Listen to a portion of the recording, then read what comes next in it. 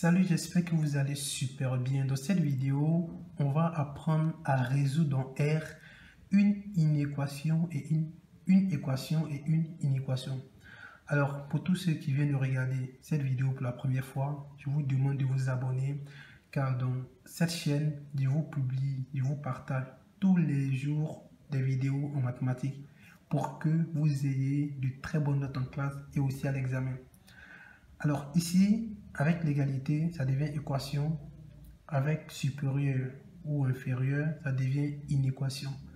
Donc, on va d'abord résoudre l'équation avant de résoudre l'inéquation. Alors, pour résoudre une équation ou une inéquation, il y a deux petites étapes. Et la première étape, c'est l'ensemble de validité. Ensemble de validité. OK. Alors, dans l'ensemble des validités, qu'est-ce que cela veut dire? Cela veut dire tout simplement que les valeurs qui sont associées à Ln sont supérieures à 0. C'est tout. On applique cette façon de calculer et on trouve la valeur de x dans chaque cas. Donc ici, si on a x qui appartient à l'ensemble des validités, ce qui veut dire que la valeur qui est associée à Ln ici, c'est moins x plus 2 supérieur à 0. Et on a x plus 3 supérieur aussi à 0. On cherche la valeur de x, ce qui veut dire qu'ici on aura moins x supérieur à moins 2 et x supérieur à moins 3. Alors, quand on regarde très bien, on verra tout simplement que lorsqu'on multiplie tout par moins 1 pour éliminer le signe, le moins de x, ça va faire x inférieur à 2. Et ici, on a toujours x supérieur à moins 3.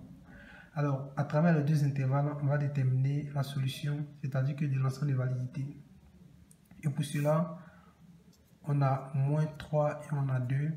Donc, moins 3 va comme ça et 2 va comme ça. Ce qui veut dire que l'ensemble des validités, c'est directement l'intersection entre les deux points. Donc, on a moins 3 et 2. Alors, ça, c'est la première étape pour pouvoir résoudre avec une fonction ln. La deuxième étape ici, c'est équation équivalente. Donc, équation équivalente. Alors, cette deuxième étape veut tout simplement dire que il faut respecter l'égalité telle que la fonction est, ce qui veut dire que on a ln de moins x plus 2 égale à ln de x plus 3. Et en faisant ainsi, on doit trouver la valeur de x. Donc, quand on voit bien ici, on voit tout simplement qu'on a ln à gauche, ln à droite, on peut les éliminer. Ce qui veut dire qu'il va rester moins x plus 2 égale à x plus 3. Donc, moins x plus 2 égale à x plus 3. Alors, vu qu'on veut la valeur de x, donc le x va venir à gauche, ça sera moins 2x égale, et le 2 va à droite, ça sera 3 moins 2 qui va faire 1. Donc ici, on aura x qui est égal tout simplement à moins 1 demi.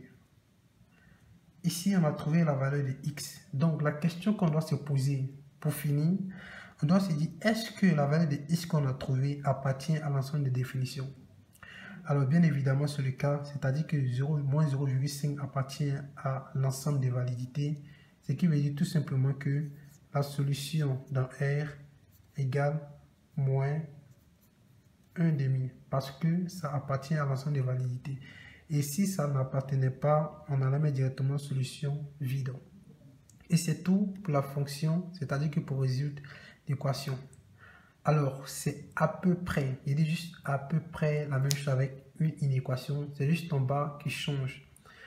Donc, c'est-à-dire qu'on va commencer par l'ensemble des validités au niveau de l'inéquation. Donc, je vais abréger ensemble de validités. Donc, pour tout x appartient à V, ici, on va faire la même chose. C'est-à-dire que pour finir, on va trouver x inférieur à 2 et x supérieur à moins 3. Alors, lors d'un exercice, vous devriez faire de façon détaillée, comme on l'a vu tout à l'heure. Jusqu'ici, vu qu'il n'y a pas trop de place, je fais de la façon la plus simple. Donc, ce qui veut dire que on a x inférieur à 2 et on a x supérieur à moins 3. Donc, l'ensemble des validités ici fait directement moins 3, 2, comme ici. Donc, c'est au niveau de la deuxième partie qui change.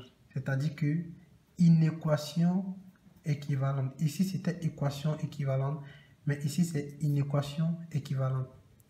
Ce qui veut dire que ln de moins x plus 2 est supérieur à ln de x plus 3. Alors, qu'est-ce qu'on fait à ce niveau? On a ln à gauche, ln à droite, donc ce qui va donner moins x plus 2 supérieur à x plus 3. Donc, si la valeur de si x vient à gauche, ça va faire moins 2x supérieur, et le 2 va aller à droite, ça va faire 2 moins 3 moins 2 qui va faire 1. Alors, on a besoin de la valeur de x, et ici, il y a un signe négatif. On va multiplier tout par, on va diviser tout par moins 2. Donc, ici, ça va faire x, ça change des signes. Donc, ça va faire x inférieur à moins 1,5. Alors, on voit bien que c'est à peu près le même cas ici. Mais la différence ici, c'est qu'on va trouver le cas ici, on se posait la question, est-ce que la valeur qu'on a trouvée ici appartient à l'ensemble des validités? C'était le cas. Donc, la solution de R a été cette valeur. Ici, ce n'est pas le cas. Ici, on va tout simplement essayer de trouver l'intersection entre la valeur qu'on a trouvée ici avec la valeur ici. Donc, pour cela, ici, c'était, on va représenter les différentes valeurs, c'est-à-dire que moins 3, 2 et moins 1,5. Alors, on va représenter d'abord moins 3, qui est le plus petit, ensuite moins 1,5 et 2. On a vu que ici, moins 3 se dirige vers la droite,